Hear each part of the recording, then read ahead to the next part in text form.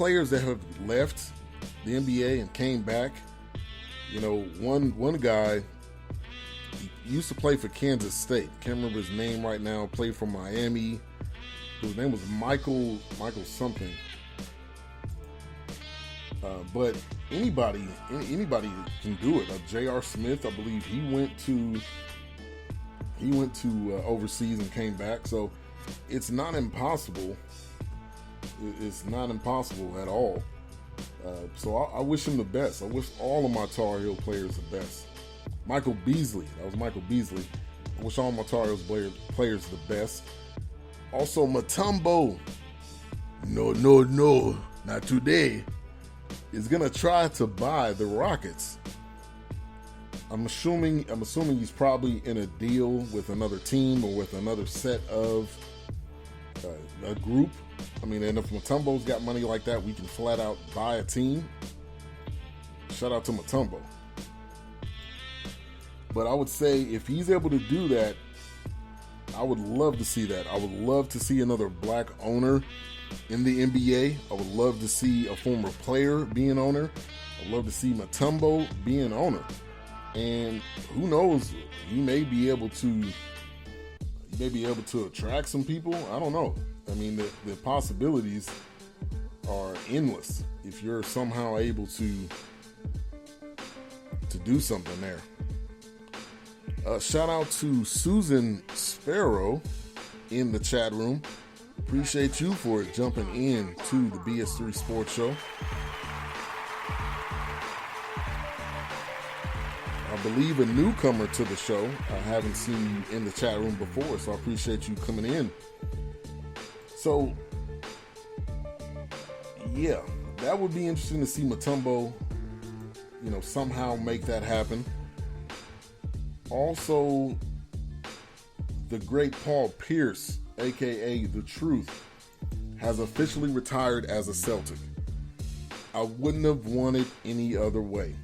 I wouldn't have wanted it to happen any other way for him to retire a Celtic. That was the right thing to do.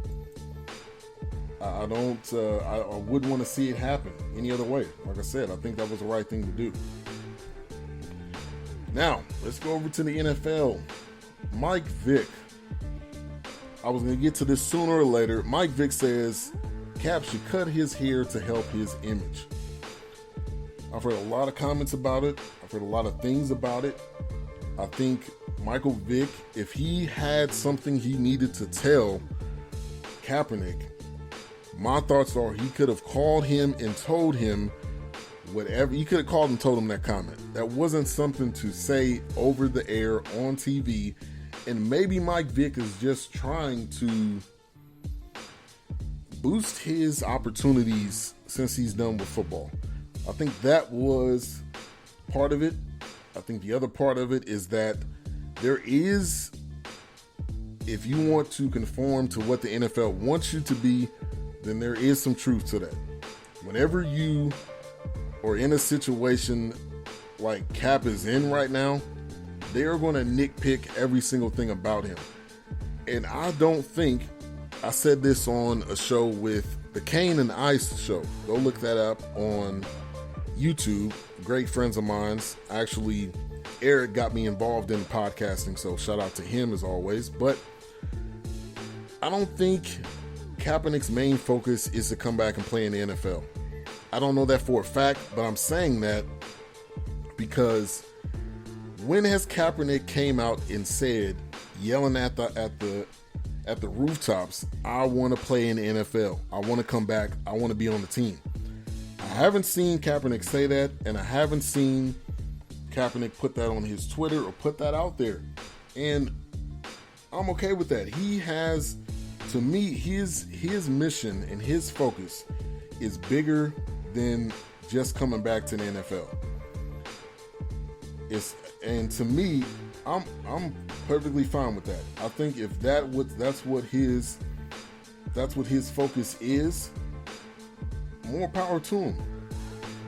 But again, I have not heard anything saying from Kaepernick saying, I want to come back to the NFL. I'm ready. This is my main focus. So for Vic to say that's a comment that you call somebody and say, Vic, if you really want to get back in the league, I know this from experience, this is what you should do. Not saying it over the radio or on video or whatever. I think he tried to come back and clear it up, which I get that. I get you want to come back and try to clear up your comments. But when it's said, it's done. That video went out and around everywhere. You can't just correct that or turn back around and say something different. It's harder to do that when a comment comes out like that one did. But whatever Vic does in the future, he's probably going to get some type of TV deal or spot. Just don't throw people under the bus. If you got something you need to say, call the person and say it. You've been through it. You know what it's like. Miss Mocabella says, especially he said it on Jason Whitlock's show. And LaDonna says, how does Jason still have a show? I agree. I don't watch any shows on Fox Sports 1. I don't care who it is. How does Fox Sports 1 even have shows on TV, period? Who watches Fox Sports 1? Somebody, please tell me. I don't watch Fox Sports 1 at all. I might watch it for an FC Dallas soccer game or something like that, but I don't watch any of those shows. I don't even watch Stephen A. Smith yelling at whatever the other guy's name is. I don't watch any of those shows because to me it's stupid, just arguing back and forth. I don't get it. But if you like it, more power to you, but I'm not watching it. Especially it's at like 7 or 8 o'clock in the morning. Like unless you work from home or unless you have the opportunity to watch it, how do you even watch the shows in the first place? LaDonna says, that is why I would love to hear an interview from Cap. Others say they don't need to hear it, but I would love to hear what he really wants. I agree 100%. I really want to see it happen because I haven't heard him say, I'm ready to come back. That's my main focus. I haven't heard him really say anything. And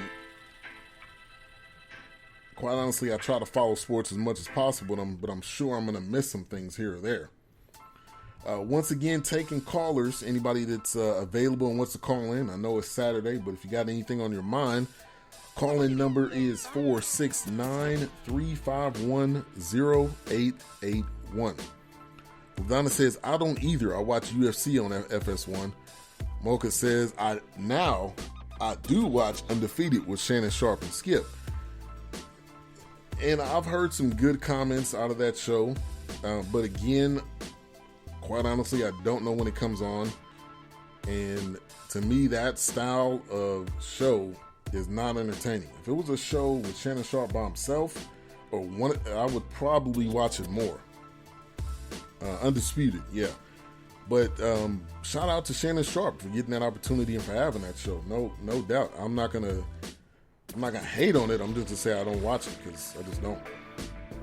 All right, I'm not gonna talk about all the Cowboys stuff. You already know the story. There was a case against Zeke. The case got dropped. We'll move on. The MLB, Major League Baseball trade deadline is July 31st, which is a week from Monday. Who do you guys see getting traded? Yu Darvish, I believe, is on the trade deadline. Shout out to Chief Rocka. I know he's at an event in the Bronx in New York right now, but he has to be happy about his Yankees. They added Todd Frazier, who's a pretty star, I would say a star third baseman, David Robertson, reliever, and Tommy Cannell, a reliever from the White Sox. So they're adding more pieces, and their team is already good as it is. That's going to be an interesting team to face in the playoffs. I'm going to look up their record right now. I believe they're probably first, or at least if they're not first, they're somewhere around there in the standings. So shout out to them.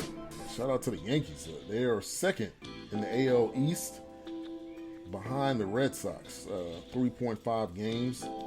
But they're definitely going to be a team that you if you facing them in the playoffs, you better be afraid because they are a heck of a team right now. All right, Ole Miss was in the news. The football team was, that is. The coach was fired, or he resigned, excuse me.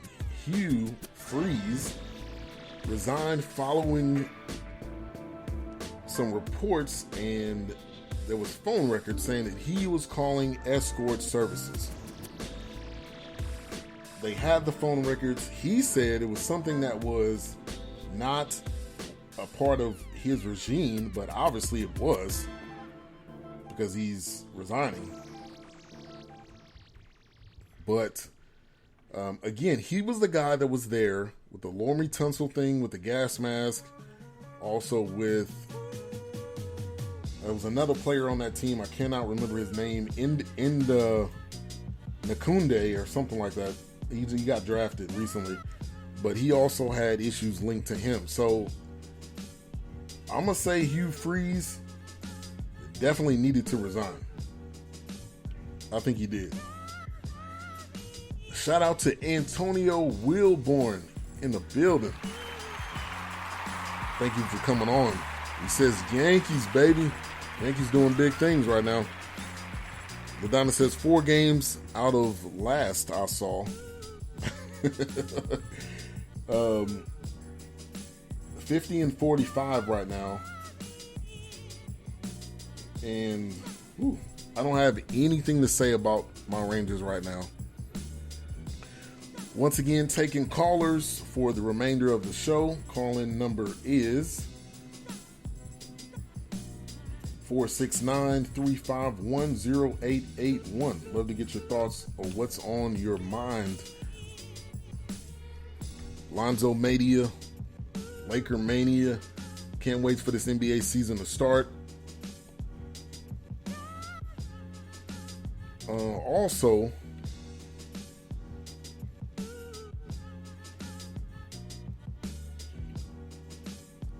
LaDonna says, didn't see a pattern like that number before.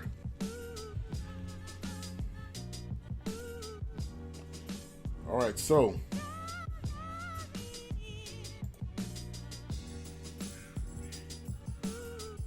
other things going on today. We have I believe we got the British Open. So anybody that's a fan of golf, you guys should be checking that out. I probably won't be watching it, but I'll talk about whoever the winner is on the show on Monday, the weekend wrap-up show. Antonio says, what did I say about them Lakers and Mr. Lonzo Ball? You made some great points. As of right now, I will say it does look good. Wait until it gets to the season, and I will definitely commend you on that. But it is still summer league. But time will tell. We will see very, very soon. So ESPN headlines: Kyrie seeks trade to evade LeBron. That was from Adrian Wojnarowski. We will know sooner or later if this story is true or not. Windhorse, another guy from ESPN, came out and said that. We will know sooner or later. If he gets traded, to me, that will tell all of us if this is true or not. Yes, and Antonio Wilborn says Kuzman is a young beast, so I can't wait to see what he's going to do in the season as well.